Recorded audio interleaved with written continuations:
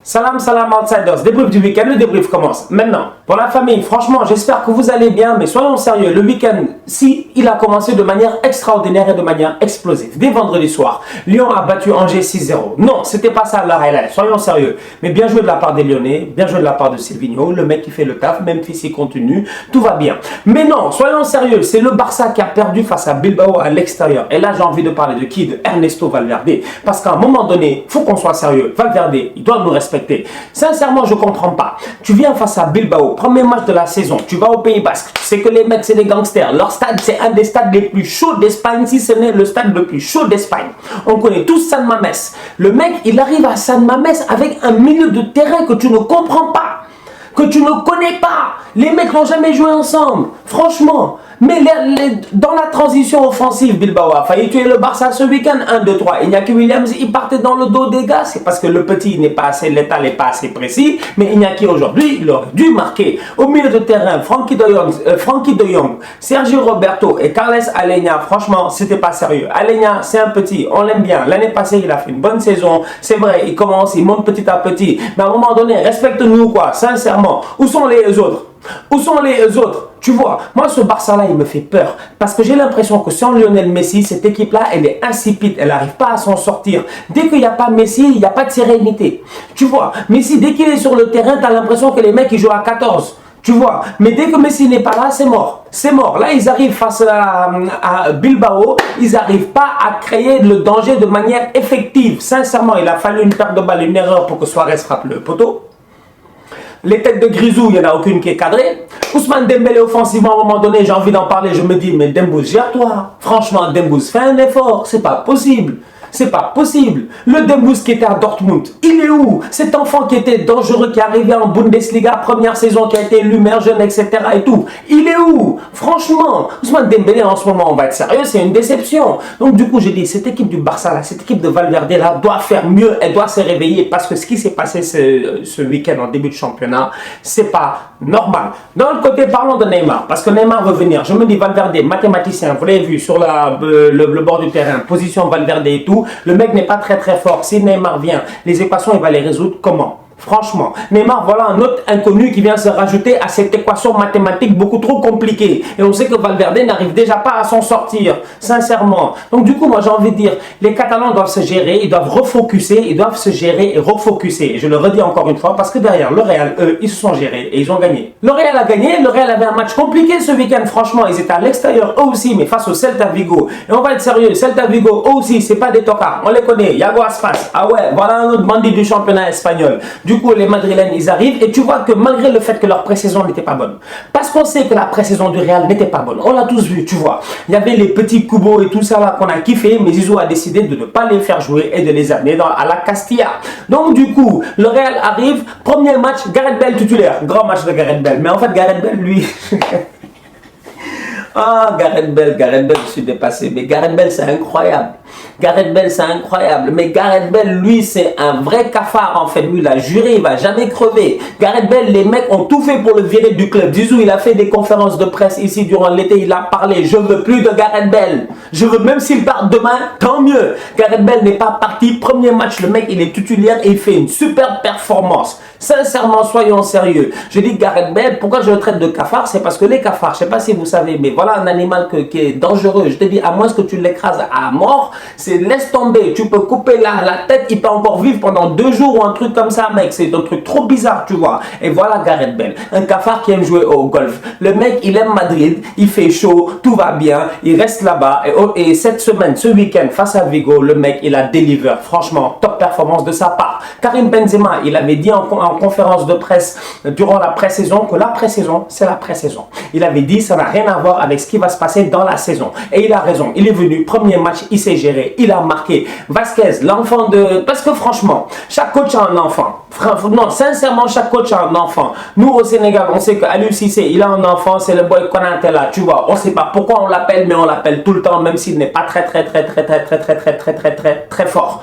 Vasquez, Lui, il est encore... Non, lui, au moins, il est bon. Pas Vasquez, on sait, tu vois. Mais le problème, c'est qu'il y a des boys qui sont plus forts que Vasquez. Et même malgré ça, Vasquez, il est là. Il est titulaire.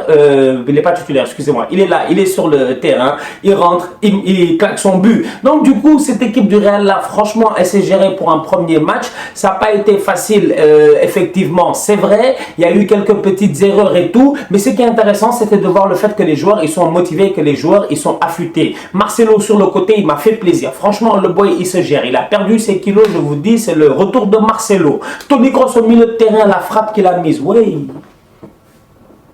c'est incroyable. La frappe qu'il a mise, elle est extraordinaire, Toni Kroos. Le mec, il contrôle le ballon, paf, même pas il a pris un élan, boum, il met le ballon.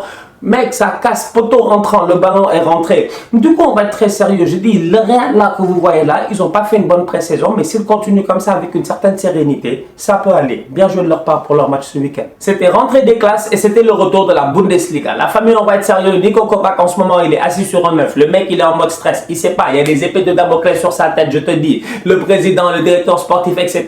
Rummenigge, tout le monde peut lui tomber dessus à tout moment. Le mec doit se gérer. Le mec doit mieux faire. Le Bayern, aujourd'hui, ils commencent leur saison. Hertha Berlin, premier match à domicile, ils font match nul de 2. Lewandowski est venu et il s'est plaint en début de saison. Il a dit, on ne peut pas aller cette saison aux armes avec les boys qu'on a. C'est clair. Ça veut dire qu'il ne peut pas gagner avec les Coman et les Gnabry. Ils sont bien mignons, ils sont bien gentils, ils vont bien vite, mais à un moment donné, il faut de l'expérience. Et ça, il le sait. Vous vous rappelez de José Mourinho en 2010? José Mourinho, quand il arrive, José Mourinho en 2009, il est avec l'Inter.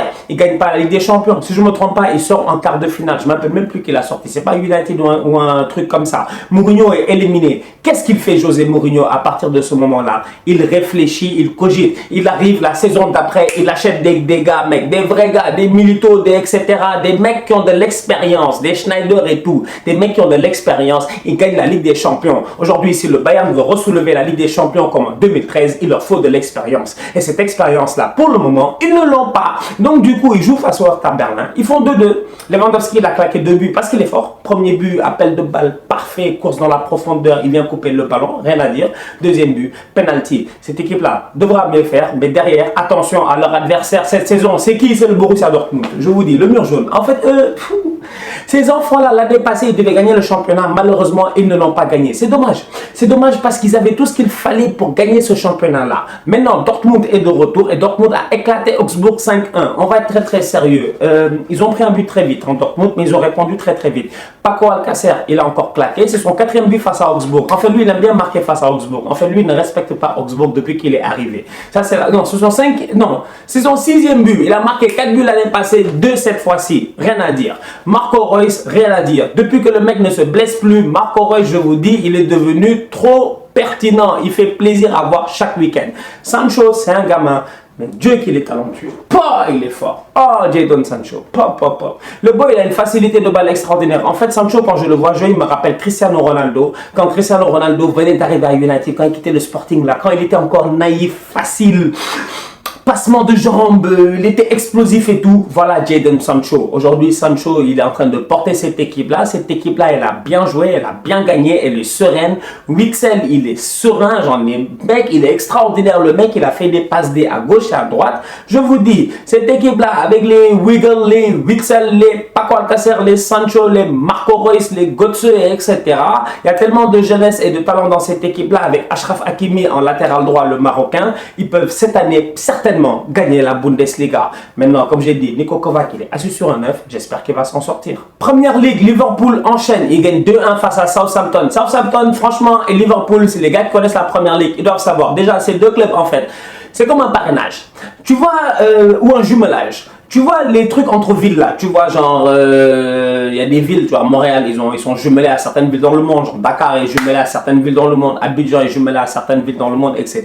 Voilà, c'est ça. Southampton et Liverpool, c'est la même chose, parce que c'est incroyable, mec, les transferts qui se font entre les Danny Ings, les Oxlade-Chamberlain, les Sadio Mané, les Van Dijk et tout, mec, les gars, ils bougent comme ça, entre les deux clubs. Du coup, ce week-end, Southampton, Liverpool gagne 2-1, Liverpool a galéré en première mi-temps, on va être sérieux. Franchement, toute la première mi-temps, mi-temps, les Reds, ils ont galéré. Ils ont failli mourir.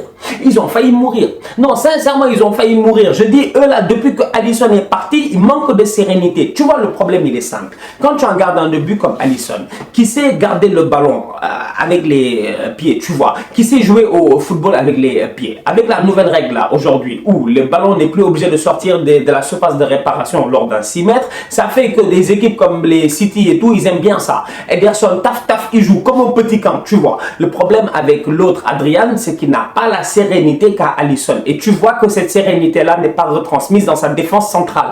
Parce qu'en première mi-temps face à Southampton, la défense centrale de Liverpool était anormalement fébrile. Mais heureusement, qui était là? Sadio Mané. Cette semaine, je vais faire une vidéo. Sadio Mané, ballon d'or, j'en ai marre. Franchement, on ne le respecte pas. Le boy est trop fort. Le boy est trop fort. Vous êtes sérieux? Il est venu, il a pris le ballon, mec. Il a fait crochet, fin de frappe. Petit filet, rien à dire. Deuxième mi-temps, il arrive. Le mec, Sadio Mané, franchement, si Roberto Firmino était plus létal, si Robertson avait eu un peu plus de chance sur sa talonnade, le mec, il finit le match avec un but, 3 passes d'ess. Je vous dis, le mec, il est trop chaud. Il est sur une saison extraordinaire. Et on va être très sérieux. Je le dis encore une fois, cette semaine, je vais faire une vidéo sur Sadio Mané. Parce que moi, j'ai mal. J'en ai gros sur le cœur. On ne respecte pas nos Africains là. On ne respecte pas Sadio Mané pour le travail qu'il fait en ce moment. Parce que sur le terrain, il le montre. C'est un vrai leader. Liverpool a gagné 2-1 grâce à Sadio Mané. 2-1, c'est le score aussi de Arsenal contre Burnley. Arsenal joué contre Burnley ce week-end. Premier match à domicile à l'Emirates. Les Gunners, ils se sont gérés. Ils ont gagné 2-1. Franchement, on va être sérieux. Ceballos, ah ouais. Je vous l'avais dit. Je vous ai dit que nous, cette saison, on a fait des recrutements de malades. Ah ouais, les Gunners, Arsenal, on est là. Ceballos, mais quel joueur. Mais quel joueur. Mais ce week-end, Ceballos, mais tu vois que le petit, s'est joué au foot. Le ballon, c'est son ami, c'est son cousin, c'est sa famille. Le gars, il prend le ballon, il fait ce qu'il veut avec. Tu vois, il y a une confiance, il y a une connexion entre eux deux. Ceballos a été extraordinaire aujourd'hui. Il nous a permis de battre cette équipe-là qui a été anormalement compliquée. Je vous dis, c'est des gangsters, Burnley. C'est des gangsters, on les connaît. Eux, c'est les champions du monde du 0-0, du 1-1 et tout. Ils ont l'habitude, ils sont là depuis longtemps en première ligue, ils fatiguent tout le monde. Arsenal a été solide. Pierre-Emerick Aubameyang claque un deuxième but cette saison, c'est bien joué. Alex Lacazette, il joue son premier match titulaire, il arrive, il claque son but lui aussi, plein de combativité, d'envie et tout. Nicolas Pepe, il a joué 45 minutes. Tu sens qu'Emery le préserve et qu'il arrive. Face à Liverpool, il sera titulaire. Je vous dis, Nico Pepe est rentré 45 minutes, mais lui, il n'est pas rentré pour jouer au foot. Il est rentré pour faire du freestyle. Mais il a été extraordinaire. Il prend le ballon, il fait des mecs, les feintes de frappe, les petits ponts, les trucs, etc. Il a laissé Ward-Prowse sur place, je vous dis. Ward-Prowse, on l'a laissé sur place. C'était incroyable. Je vous dis, Nicolas Pepe, quand il va prendre le rythme de cette première ligue-là, il sera un tueur. Au milieu de terrain, Guendouzi a été parfait. Franchement, Guendouzi, Ceballos, il est rentré, il a été bon. Honnêtement, cette équipe d'Arsenal-là, elle est intéressante. J'ai hâte de voir Kieran Tierney, j'ai hâte de voir de voir son arrivée en tant que latéral gauche. Voilà, on est intéressant, tout va bien, 2-1, bien joué. La semaine passée dans le débrief, j'avais dit que Kevin De Bruyne c'est un grand joueur, je ne m'inquiète pas, vous allez voir, il va venir, il va tuer tout le monde, 6-8-10, il a fait quoi? 2 passes décisives ce week-end face à Tottenham. Franchement, De Bruyne c'est un plaisir. Mais en fait, De Bruyne, dès qu'il déclenche une frappe, tu dois paniquer, une passe, excusez, tu dois paniquer. C'est incroyable. Même les frappes, tu dois paniquer. Mais il est incroyable, Kevin De Bruyne. La passe qu'il fait à Sterling pour le premier but, elle est extraordinaire, sincèrement. Son dédoublement, l'accélération et tout sur le côté, le mec, il est à bout, il est en fin de truc. Et tu vois, il est capable de mettre ajustement parfait pour Aguero. Lui aussi, il vient claquer. Aujourd'hui, Manchester City a fait 2-2 face à Tottenham. City a fait un bon match. Tottenham, ils ont géré. Franchement, Tottenham, attention à eux. Moi, je dis cette saison, ça peut être une des grosses surprises. Déjà, l'année passée, ils ont fait le taf. Non, franchement, ils ont fait le taf. C'est mon ennemi, je suis un fan d'Arsenal, j'aime pas Tottenham, mais on va être sérieux, on joue contre eux dans 2 matchs et sincèrement, je suis plus confiant face à Liverpool que face à Tottenham. Parce que Tottenham, je vous dis, voilà une équipe poison. Tu sais jamais quand est-ce que la baraka va être avec eux et tu ne sais jamais quand est-ce que les mecs vont être déterminés et anormalement précis. On l'a vu ce week-end. Eric Lamela, les mecs, ils jouent un match, ils sont pas très bons. Lamela, il arrive, il prend le ballon, taf, il place le ballon, petit filet. Franchement, le gardien doit mieux faire. Comment il s'appelle? L'autre, Dombele, la semaine passée, je vous en ai parlé. Il est là de retour, mais le mec est trop fort. Franchement, Dombele est trop fort. Le mec, Dombele, en fait, à chaque fois qu'il joue, il est décisif. En fait, la passe pour Lamela, elle est parfaite. Il a levé la tête, il a regardé la situation, il a vu l'espacement, il a dit tiens, prends. Il a même dans la passe, tu sens qu'il lui dit vas-y, frappe. Franchement, Dombele, excellent aussi. Je dis, cette équipe de Tottenham-là, elle s'en sort bien face à Manchester City. Manchester City a eu un but qui a été, comment ça s'appelle, disallowed, comment on appelle, on l'a refusé à cause du VAR. Oui, effectivement, il y avait main de la porte. Voilà, il y a le VAR en première ligue cette année, les gars ne rigolent plus. Il y avait main de la porte, le but a été annulé. Tout à fait normal. C'est dommage, ça leur arrive tout le temps face à Tottenham. La dernière fois, ils l'ont fait en Ligue des Champions. Vous vous rappelez, Sterling a marqué ici, on croyait que c'était fini et tout, ils étaient qualifiés. Le VAR les a tués, là encore le VAR les a tués. Miskin à eux. Mais encore une fois, je le dis, City, pour moi, c'est grave parce qu'ils ont déjà perdu des points. Et je vous dis, ce championnat-là est très compliqué. Il ne faut pas perdre des points. City, maintenant, ils vont espérer que Arsenal ou quoi que ce soit fasse des efforts pour essayer de faire perdre des points à Liverpool le week-end prochain. Tu vois, Tottenham, quant à eux, franchement, ils se gèrent, ils jouent bien, ils ont un bon coach. Pochettino, je l'aime bien. Je répète encore une fois, j'aime pas l'équipe, mais j'aime bien Pochettino. Et sincèrement, elle joue bien. Kyle Walker, lui, il n'a pas de vergogne. Avec tous les muscles là et tout ça, etc.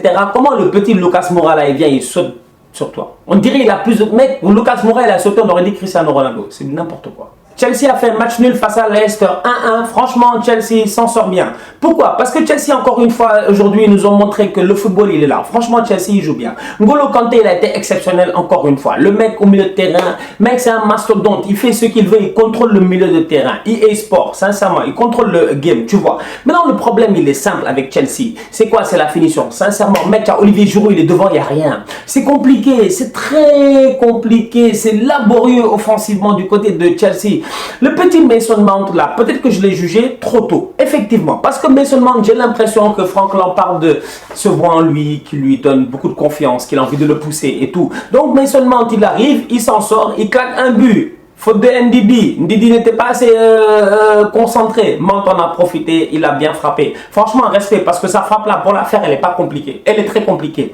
Le boy, il récupère le ballon, on lui fait croche-pied, il est sur le point de tomber, il arrive à ajuster une frappe. Bien joué de sa part pour le faire sur Schmeichel. Après, Ndidi, il vient, il légalise de la tête parce qu'au marquage, il n'y a personne. Donc, du coup, je suis d'accord sur le fait que Chelsea, défensivement, tu as l'impression que ça va mieux. Tu as l'impression que Zuma Christensen, ça monte en puissance et tout. Mais il faudrait qu'offensivement, que les mecs soient capables de claquer des buts. Parce que sinon, la première ligue, elle va être compliquée. Je vous le dis. Mec, on a vu hier Arsenal face à Burnley ici. C'était dur. C'était très très dur. C'était très très dur offensivement. Il a fallu le talent de Aubameyang pour qu'il rentre et qu'il place une frappe extraordinaire. On a vu Tottenham City ici. Pour que les ballons rentrent, c'est compliqué. En première ligue, cette saison, les défenses, elles sont bonnes. Si tu veux claquer des buts, il faut que tu te gères. Et aujourd'hui, Chelsea n'ont pas les armes offensivement pour le faire. Donc du coup, j'ai peur pour eux. Parce qu'en deuxième mi-temps, Leicester, s'ils sont un peu plus précis, ils peuvent tuer le match. Combien de fois ils ont eu des contre-attaques? Madison, Vardy. Mais c'est pas possible. Tielemans, mais les boys, ils faisaient exprès. Je me suis dit, eux, ils vont finir par marquer. Ils ne l'ont jamais fait. Donc, du coup, Chelsea, pour moi, Chelsea, ils ont échappé ce week-end. L'équipe n'est pas encore en crise. Il n'y a absolument rien, etc. Tout est posé, tout est tranquille. Mais il faudrait que Frank Lampard trouve une solution offensive. J'espère que peut-être le retour de Batman Batshuayi pourra aider. Avant de finir, shout-out à Pookie. Franchement, je parle de Pookie. Et quand je dis Pookie, je ne parle pas de la chanson de Aya Nakamura. Avant que les gens pensent ici que non, je ne parle pas de ça. Je ne parle pas de la chanson de Aya Nakamura. Je parle de Pookie le jour de Norwich. Le mec qui a failli tuer Liverpool la semaine passée. Je vous l'ai dit. La semaine passée, Liverpool gagne 4-0 en première mi-temps. Mais en deuxième mi-temps, c'est 1-0. But de Pookie. Pookie, c'est un tueur. En deuxième division l'année passée, il a fait du lourd le mec avec Norwich. Il arrive en première ligue et il compte vraiment se prouver. Le mec, il arrive face à Newcastle, il claque un triplé. Pookie, voilà, bien joué de sa part, attention à lui, regardez-le bien. Franchement, regardez le boy là, regardez les matchs de Norwich. Je vous l'ai dit la dernière fois, Norwich, j'ai l'impression qu'ils vont faire un truc à Wolverhampton cette saison. Bon la famille, on se capte au courant de la semaine. Restez branchés, il y a plusieurs débriefs qui arrivent au courant de la semaine. Il y aura un débrief sur le retour de la Serie A. Il y aura un débrief sur un retour un peu sur la Liga Santander. Surtout qu'il y a l'Atlético qui va jouer bientôt son premier match avec João Félix et tout. Et il y a aussi une vidéo sur Sadio Mané parce que j'ai un coup de gueule à faire. Franchement, j'en ai marre. Donc du coup, il y a plein de choses sur lesquelles on va parler cette semaine. Donc restez branchés, restez à l'affût, activez la cloche, likez, partagez, faites-vous plaisir. On est tous ensemble, on est tous outsiders et on se capte très très bientôt pour un nouveau débrief.